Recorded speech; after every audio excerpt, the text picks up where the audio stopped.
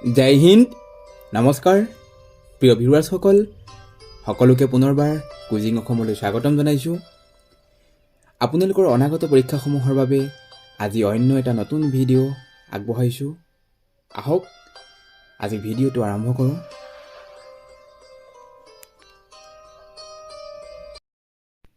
প্ৰথম প্ৰশ্ন, ভাৰতীয় আৰক্ষী বিষয়াসকলক কোনখন একাডেমীত প্ৰশিক্ষণ প্ৰদান কৰা হয়?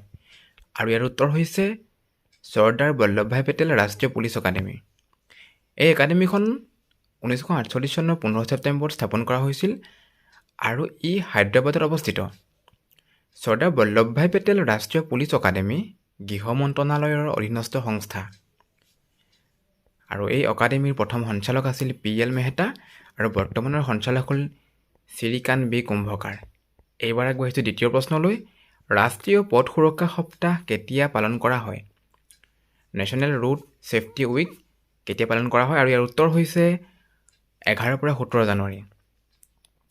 পথ সুৰক্ষা সপ্তাহত পথৰ সুৰক্ষাৰ বাবে কাম কৰা আৰক্ষী বাহিনীয়ে জনসাধাৰণক 1988 চনৰ মটৰ বাহন আইন আৰু 2019 চনৰ মটৰ বাহন সংশোধনী আইনৰ আওতাত পথ সুৰক্ষা আৰু ট্ৰেফিক নীতি নিয়মৰ বিষয়ে অৱগত কৰে। এইবাৰ আগবাঢ়িছোঁ পৰৱৰ্তী প্ৰশ্নলৈ। কুৱেশ্যন নম্বৰ 3, বহু বিবাদিত line of actual control LOC কোন দুখন ৰাষ্ট্ৰৰ মাজত অৱস্থিত? আৰু এই প্ৰশ্নটো 2021 বৰ্ষৰ APSC প্ৰিলিমছৰ কুৱেশ্যন আছিল আৰু ইয়াৰ উত্তৰ হৈছে ভাৰত আৰু চীন। LAC আৰু LOC সৈন্যবাহিনীৰ দ্বাৰা নিৰূপিত সীমাৰেখা, সেয়েহে এই ঠাইসমূহক বিবদামান অঞ্চলৰ অন্তৰ্গত। LACৰ অনানুষ্ঠানিক দূৰত্ব 4057 কিলোমিটাৰ আৰু এই ৰেখাৰ বিস্তৃতি লাডাখ, উত্তৰাখণ্ড, হিমাচলৰ লগতে অৰুণাচল আৰু ছিকিমৰ পূব অঞ্চল সংলগ্ন। Line of control LOC Bharat আৰু পাকিস্তানৰ মাজত অৱস্থিত। জম্মু আৰু কাশ্মীৰৰ 776 কিলোমিটাৰ অঞ্চল ইয়াৰ আওতাত পৰে। মেকমোহন লাইন ভাৰত আৰু চীনৰ সীমাৰেখা, দৈৰ্ঘ্য প্ৰায় 890 kilometre. McMahon line sir Henry মেকমোহনে নিৰ্ধাৰণ কৰিছিল 1914 চনৰ চিমলা চুক্তিৰ পিছত।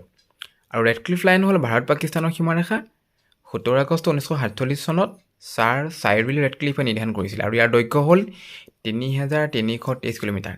প্ৰিয় ভিউৱাৰ্ছসকল, আপোনালোকলৈ এটা বিশেষ অনুৰোধ, যিসকলে এতিয়াও চেনেলটো ছাবস্ক্ৰাইব কৰা নাই তেওঁলোকে চেনেলটো ছাবস্ক্ৰাইব কৰিব। লগতে পূৰ্বৰ ভিডিঅ'সমূহৰ লিংক ডেছক্ৰিপশ্যন বক্সত শ্বেয়াৰ কৰা আছে, আপোনালোকে চাব পাৰিব। লগতে আপোনালোকৰ দিহা পৰামৰ্শসমূহৰ বাবে কমেণ্ট ছেকশ্যন খোলা আছে, অনুগ্ৰহ কৰি আপোনালোকৰ মতামত জনাব। আৰু আপোনালোকে নিত্য নতুন তথ্য আৰু অগতানুগতিক সংযোজনৰ কাৰণে কুইজিং অসম চাব। প্ৰিয় ভিউৱাৰ্ছসকল, আপোনালোকে মোক ফেচবুকত ফ'ল' কৰিব পাৰে। ফেচবুক ID বিশ্ব ভাগৱতীৰ জৰিয়তে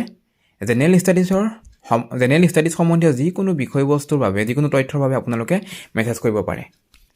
এইবাৰ আগবাঢ়িছোঁ পৰৱৰ্তী প্ৰশ্নলৈ। কুৱেশ্যন নম্বৰ 4, গাঁওৰক্ষী বাহিনী দিৱস কেতিয়া পালন কৰা হয়? আৰু একদম পইণ্ট অফ ভিউৰ পৰা এইটো এটা খুব গুৰুত্বপূৰ্ণ প্ৰশ্ন আৰু ইয়াৰ উত্তৰ হৈছে 28 জানুৱাৰীত।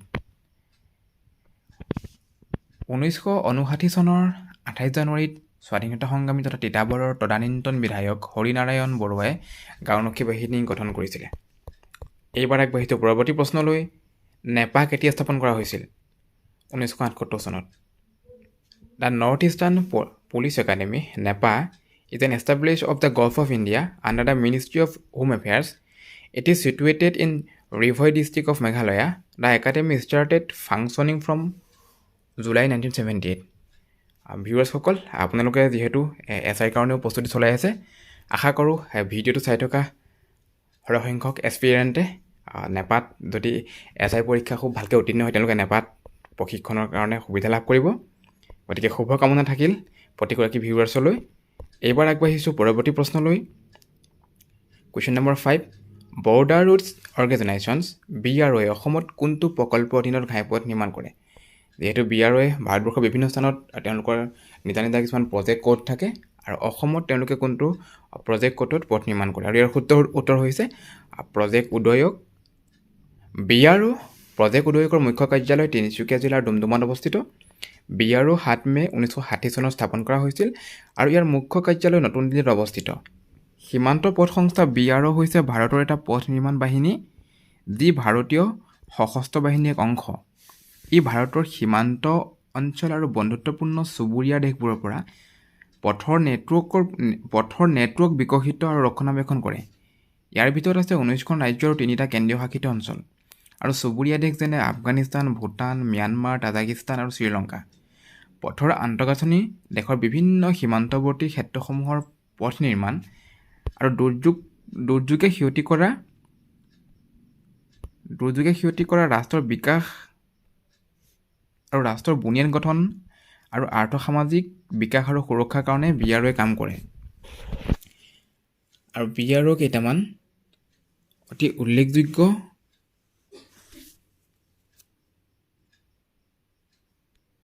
প্ৰকল্প হ'ল অটল টাৰ্নেল হিমাচল প্ৰদেশ, দাফৰজিঅ' পুল সোৱণশিৰি নদীৰ ওপৰত নিৰ্মিত অৰুণাচল প্ৰদেশ, জৰ্ডানছ ঘাইপথ আফগানিস্তান। এইবাৰ আগবাঢ়িছোঁ পৰৱৰ্তী প্ৰশ্নলৈ। কুৱেশ্যন নম্বৰ 6, কোনটো দুৰ্যোগ প্ৰশমন বাহিনী নেশ্যনেল ডিজাষ্টাৰ মেনেজমেণ্ট অথৰিটিৰ চমুকৈ NDMAৰ অধীনত 2006 চনত স্থাপন কৰা হৈছিলে? আৰু ইয়াৰ উত্তৰ হৈছে নেশ্যনেল ডিজাষ্টাৰ ৰেছপন্স ফ'ৰ্চ চমুকৈ NDRF। দুৰ্যোগ ব্যৱস্থাপনা আইন 2005ৰ অধীনত জৰুৰীকালীন অৱস্থাৰ সঁহাৰিৰ বাবে NDMA, SDMA আৰু DDMA স্থাপন কৰা হৈছে আৰু এই বাহিনীসমূহৰ কৰ্তৃত্ব ক্ৰমান্বয়ে NDMAৰ প্ৰধানমন্ত্ৰী, DDMAৰ মুখ্যমন্ত্ৰী আৰু SDMAৰ মুখ্যমন্ত্ৰী আৰু DDMAৰ উপায়ুক্তসকলৰ হাতত থাকে। NDRF ৰাষ্ট্ৰীয় দুৰ্যোগ প্ৰশমন বাহিনী মুঠ 8টা বেটেলিয়নক লৈ গঠিত। এই বাহিনীটো মিনিষ্ট্ৰী অফ হোম এফেয়াৰ্ছৰ অধীনস্থ। NDRFৰ বিখ্যাত অপাৰেশ্যনসমূহ হ'ল 2011 চনৰ জাপানৰ চুনামি, 2015 চনৰ নেপালৰ ভূমিকম্প, 2008 চনৰ বিহাৰৰ কোচি নৈৰ বান, 2014 চনৰ জম্মু কাশ্মীৰৰ বান আৰু 2015 চনৰ চেন্নাইৰ বান। 2010 চনত Assam state disaster management agency স্থাপন কৰা হয় আৰু অসমত ষ্টেট ডিজাষ্টাৰ ৰেছপন্স ফ'ৰ্চ চমুকৈ SDRF গঠন কৰা হয়। ASDMA অৰ্থাৎ আছাম ষ্টেট ডিজাষ্টাৰ মেনেজমেণ্ট এজেঞ্চিৰ মুখ্য কাৰ্যালয় দিছপুৰত অৱস্থিত। এইবাৰ কুৱেশ্যন নম্বৰ 7, কোনখন যুদ্ধত প্ৰথম RDX ব্যৱহাৰ কৰা হৈছিলে? আৰু ইয়াৰ শুদ্ধ উত্তৰ হৈছে দ্বিতীয় বিশ্বযুদ্ধ। আমেৰিকা আৰু জাৰ্মানী উভয়ে দ্বিতীয় বিশ্বযুদ্ধত RDX ব্যৱহাৰ কৰিছিল। RDXৰ সম্পূৰ্ণ অৰ্থ হ'ল ৰয়েল ডিমলিশ্যন এক্সপ্ল'ছিভ আৰু প্ৰথম TNT বিস্ফোৰক প্ৰথম বিশ্বযুদ্ধত ব্যৱহাৰ কৰা হৈছিলে। এইবাৰ আগবাঢ়িছোঁ পৰৱৰ্তী প্ৰশ্নলৈ। কুৱেশ্যন নম্বৰ 8, 2020 চনত কাৰ্যক্ষম কৰা ভাৰতীয় উপকূলৰক্ষী বাহিনীৰ FVP জাহাজৰ নাম কোনগৰাকী শ্বহীদৰ সন্মানাৰ্থে ৰখা হৈছে? আৰু ইয়াৰ শুদ্ধ উত্তৰ হৈছে Kanaklata Barua. First patrol vehicle Kanaklata Barua of Indian Coast Guard was commissioned at the Garden Reach Ship Builder and Engineers চমুকৈ GRSE. It is fifth and last in the series of EPVS builder by GRSE Limited. The other 4 are ICGS Priyadarshini, ICGS Innovation, ICGS Kamala Devi and ICGS Amit Kaur. আৰু এই জাহাজকেইখন উপকূল বাহিনী নিৰাপত্তাৰ লগতে সীমা নিৰাপত্তা, অনুপ্ৰৱেশকাৰীৰ লগতে অবৈধ সৰবৰাহ আৰু চোৰাং বেহাৰৰ বিৰুদ্ধে ব্যৱহাৰ কৰা হয়। এইবাৰ আগবাঢ়িছোঁ পৰৱৰ্তী প্ৰশ্নলৈ। চিফ অফ ডিফেন্স ষ্টাফ কেতিয়া গঠন কৰা হৈছিলে? আৰু ইয়াৰ উত্তৰ হৈছে 24 ডিচেম্বৰ 2019 চনত। ভাৰতীয় সশস্ত্ৰ বাহিনী CDS মুখ্য প্ৰতিৰক্ষা বিষয়া।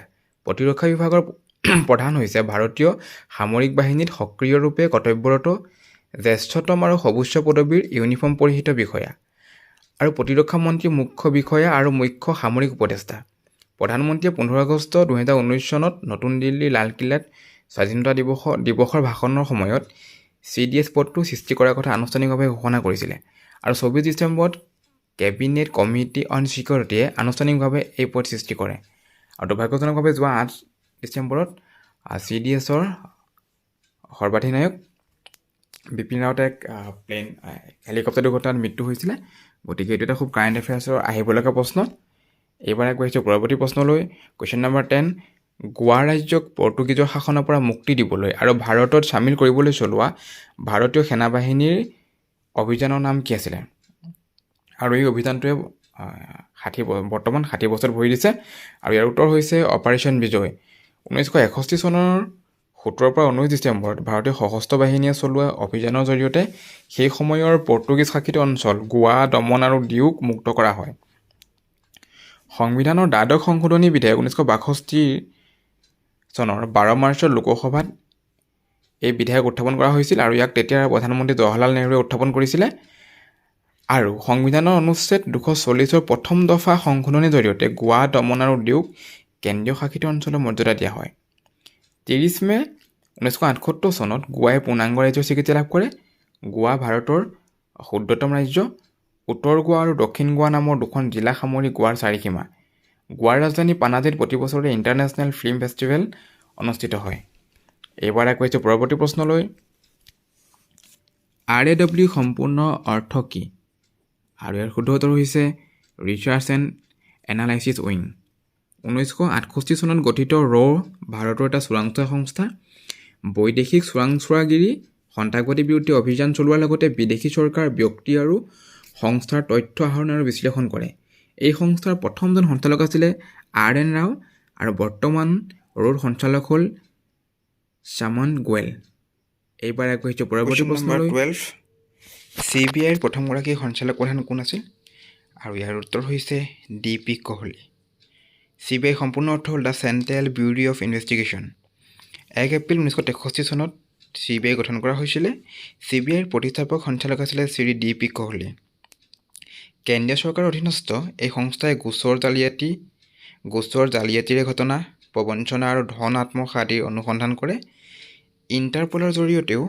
ইণ্টাৰপলৰ জাননীসমূহো CBI প্ৰচাৰ কৰিব পাৰে। এইবাৰ আগবাঢ়িছোঁ পৰৱৰ্তী প্ৰশ্নলৈ। কুৱেশ্যন নম্বৰ 13, ভাৰতবৰ্ষৰ কোনটো যুৱ স্বেচ্ছাসেৱক বাহিনীৰ মূলবাণী হৈছে ইউনিটি এণ্ড ডিচিপ্লিন? আৰু ইয়াৰ উত্তৰ হৈছে NCC। NCC 1948 চনৰ 16 এপ্ৰিলত গঠন কৰা হৈছিলে। NCCৰ লক্ষ্য হৈছে চৰিত্ৰ, অনুশাসন আৰু এক ধৰ্মনিৰপেক্ষ দৃষ্টিভংগী বিকাশ কৰা আৰু নাগৰিকসকলৰ মাজত নিস্বাৰ্থ সেৱাৰ আদৰ্শ প্ৰদান কৰা। NCC হৈছে বিশ্বৰ সৰ্ববৃহৎ ইউনিফৰ্মযুক্ত যুৱ সংগঠন। পণ্ডিত HN কুঞ্জাৰু ইয়াৰ প্ৰতিষ্ঠাপক আছিল। NCC rising day 28 November. এইবাৰ আগবাঢ়িছোঁ পৰৱৰ্তী প্ৰশ্নলৈ। কুৱেশ্যন নম্বৰ 14, কোনগৰাকী ভাৰতীয় আৰক্ষী বিষয়াই 2015 চনত আকাশৰ ছবি আৰু অন্যান্য গল্প সংকলনৰ বাবে সাহিত্য একাডেমী বঁটা লাভ কৰিছিলে? আৰু ইয়াৰ উত্তৰ হৈছে কুলধৰ শইকীয়া। কুলধৰ শইকীয়া অসমৰ প্ৰাক্তন DGP তথা বৰ্তমানৰ অসম সাহিত্য সভাৰ সভাপতি। পূৰ্বেও অসমৰ আন এজন IPS বিষয়াই সাহিত্য একাডেমী বঁটা পাইছিলে আৰু তেওঁ হ'ল হৰেকৃষ্ণ ডেকা। আন এজন কাব্যগ্ৰন্থৰ বাবে তেওঁ সাহিত্য একাডেমী বঁটা লাভ কৰিছিলে।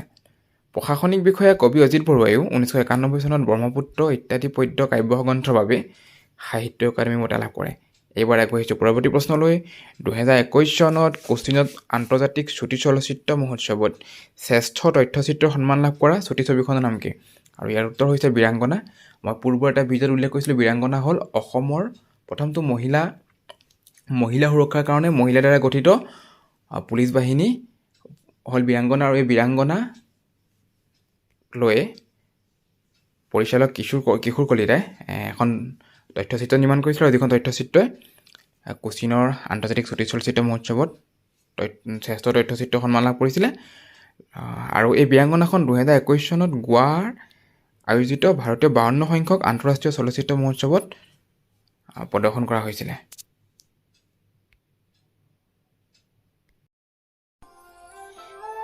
জনা আৰু জনোৱাৰ এক নিৰ্ভৰযোগ্য নাম কুইজিং অসম। আপোনালোকে চাই থাকিব কুইজিং অসম ইউটিউব চেনেলৰ নতুন নতুন ভিডিঅ'সমূহ। আজিৰ ভিডিঅ'টো কেনে পালে জনাবলৈ নাপাহৰিব। আপোনালোকৰ সঁহাৰি আৰু দিহা পৰামৰ্শৰ বাবে অধীৰ আগ্ৰহেৰে বাট চালোঁ। লগতে আপোনালোকৰ প্ৰস্তুতিৰ সুবিধা হোৱাকৈ জেনেৰেল ষ্টাডিজৰ কোনসমূহ বিষয়ৰ ওপৰত ভিডিঅ' প্ৰস্তুত কৰিব লাগে সেই বিষয়েও জনাই যেন। তেন্তে আজিলৈ সামৰিছোঁ। জীৱন জিন্দাবাদ। জয় আই অসম।